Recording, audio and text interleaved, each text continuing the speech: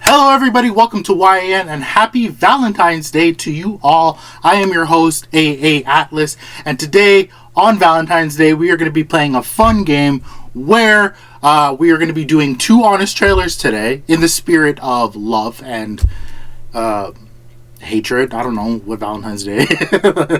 How do you celebrate it? I don't know. But yeah, we're going to be watching two honest trailers today that are going to be releasing at the same time today, Valentine's Day, if you didn't already know. But two videos coming out, one for a movie I absolutely love and one for a movie that I really didn't like. So it's up to you to decide which is which. It's going to be painfully obvious, but I figured this is going to be a fun video to do. So this is going to be part one, and then the other video is going to be part two. Again, both movies, one movie I loved, one movie I hated. You have to figure out which one is which. So the first one is going to be WONKA. Here we go.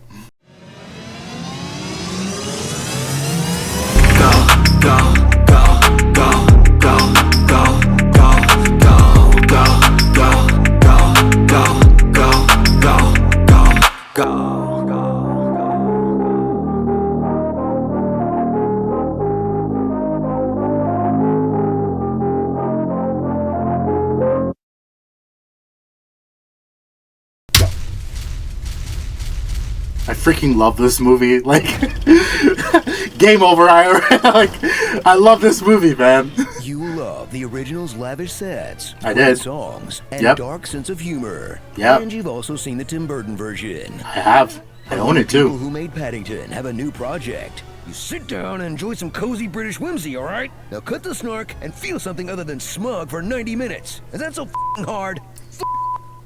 WONKA. In a world where candy gets you turned, An incredible edible. one plug will help the fiends re-up with that Wonka pack. Just pop one in and everything becomes a Broadway show. But when he moves against a cartel who cooks the books at the cut house under the church, There were two sets of books. They'd been watering down their chocolate. young Wonk will try to stay one step ahead of the shooters and give Shorty points on the package to show him how the game is played. We'll split the profits and pay off Mrs. Scrubbit in no time. Yeah, I have been rewatching The Wire. Why do you ask? Forget everything you know about Willy Wonka, especially the stuff that made him interesting. You see, back in the day, he was just a naive little sweetie, Well, that all seems to be in order. Really? like clinically dumb, You can't read, can you? who was born with the most tragic case of about-to-be-dead mom in cinema history.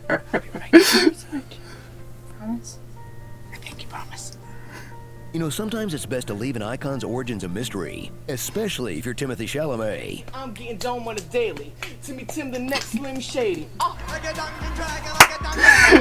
What are you talking about? This only furthers the mystique. Also suffering the lower class. he doesn't like it when people say Get ready for a film that proves, even in our fantasies, we can't imagine an affordable city You haven't served a few extras during the course of your residency? where the battle between nice candy salesmen and mean candy salesmen takes a backseat to the war between ownership and the proletariat. I gave her a handful of sovereigns and had her escorted from my property. And sure, knowing that the hero becomes a cynical factory boss who keeps a staff of slaves might tweak the final message a bit. But that's the sequel's problem.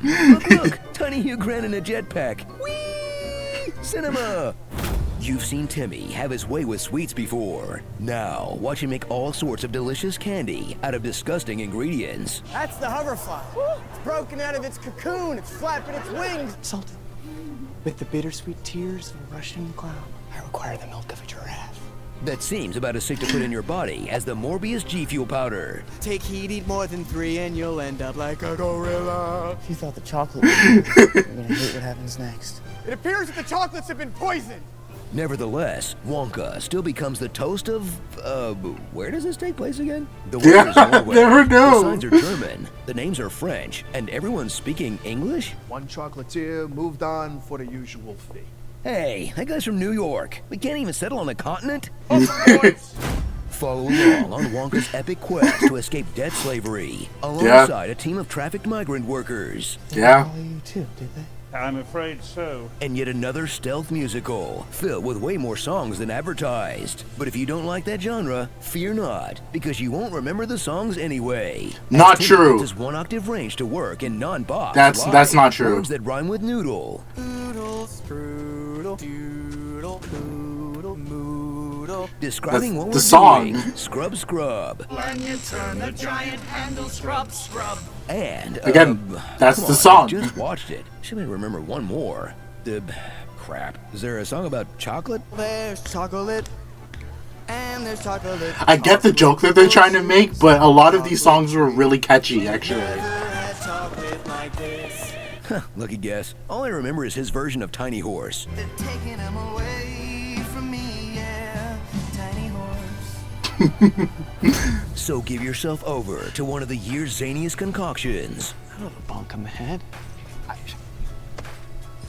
With a little something for everyone. It means we're going to fart them out of our pussies? That puts a fresh spin on some classic IP, but still has to hit the legally mandated number of references. Wait a minute, what's all that small print there at the bottom? A lifetime supply of chocolate. I mean, yeah. I loved all these references, by the way. Strike that. Scratch that. Reverse it. We don't like our imagination too pure. God forbid we try something original. Oh dear. I've just been a little bit sick in my mouth. Starring That's Call Me cool. by Your Name, Roman Noodles. Oh, is Olivia Colman in it, my pet? Hired Gooner, Creep Show, Three Twix Mafia, Orange Man Bad, Jim Carter of Mars, A Dank Candy Sketch Show, The Great British Baking Shop, Law and Order, Eminem, Mr. Cocoa Bean, Wonka Wonka, and the mom to every British children's fantasy character, Sally Hawkins. Chocolate Salty Brawls. Okay. Hang on, if the opening musical number was only happening in Willie's imagination, how can we trust anything else that we see? Yeah. He froze to death on that park bench, huh? Okay, I'll give the movie that. Autobots, it's trailer time. Yeah, I will give them that. I will say that is something that I said. I was really curious about that because I was like, okay, the opening number is happening in Willie's head because everyone else is moving normally while he's dancing.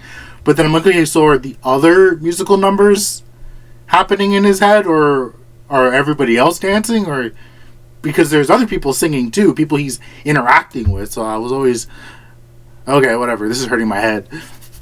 That was a good, honest trailer. I didn't agree with the line that they said that the songs were forgettable. I thought if there was one thing that I really took away from the movie was how catchy the songs were. I mean, you had your classic songs like Pure Imagination. Like, I knew that was going to be like a banger. But like the way it was done, I thought it was really, really good. It was actually really heart-tugging put in that section of the film. But the other films, the other songs, like For a Moment or, the Oompa Loompa verses were really, really catchy, and I really, really enjoyed them. And I love this movie. Eventually, I'm going to do my favorite films of 2023. Eventually, I'll get around to that, and you'll be shocked to where I put this film on there because, spoiler, I loved this movie so much.